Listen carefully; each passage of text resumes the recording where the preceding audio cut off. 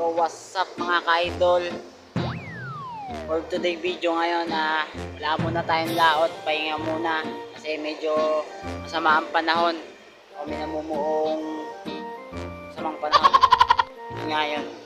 Yan guys, bali nandito ako ngayon sa baybay, tamang pupulang tumitingin lang ako sa dagat kasi isip ko sayang yung araw. Kung wala sanang bagyo ngayon guys, makapaglaot tayo. Bali dito ako sa baybay. Ito nga pala yung tema dito pag medyo masama ang panahon. Lahat ng bangka dito ay nakatabi kasi para hindi anuhin ng alon o hindi masira yung mga bangka nila. Bali guys, yung bangka na yung dilaw nila kaya jik-jik yan. Tapos ito nila Nunoy Gahe, kay Nunoy yan, kapakayo ko din.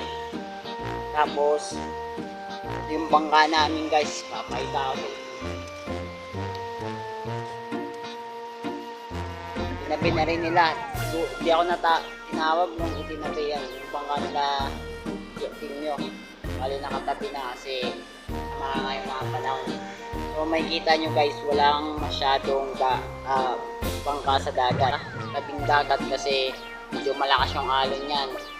May kita nyo yung bangka na yan, yan yung kay Romel. Tapos itong isa ay kay ewan, hindi ko ilalim. Yan guys, puro bangka na yun dito. Yan yung kayo Timyo.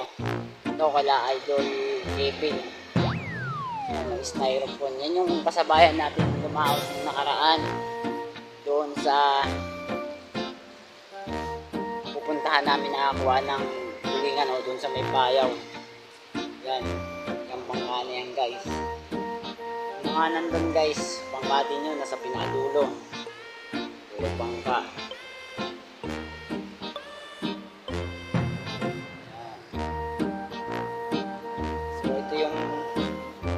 Araw natin ngayon guys, wala mo ng laot, pahinga muna.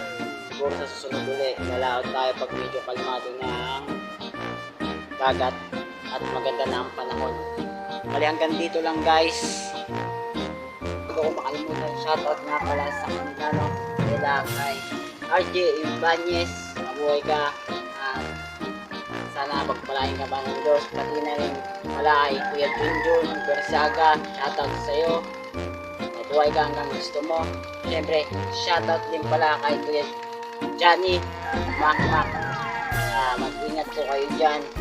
At kung hinihingi nyo pong iliw, sana sa susunod marami tayong huli para sunod na ipadala natin dyan ang iliw na tuyo. Bali hanggang dito lang guys. Follow na rin ang ating page na King Mafia. At pumunta na rin kayo sa aking YouTube na Lumil TV. Hanggang dito lang guys. Hindi pa tayo makalaot ngayon kasi medyo masama pa ang panahon, may bagyo. Sa susunod, i-update ko kayo kung kailan tayo pwede lumaot. Siguro pag luminaw na ng bagyo. Hanggang dito lang guys, mag-ingat po tayo lahat.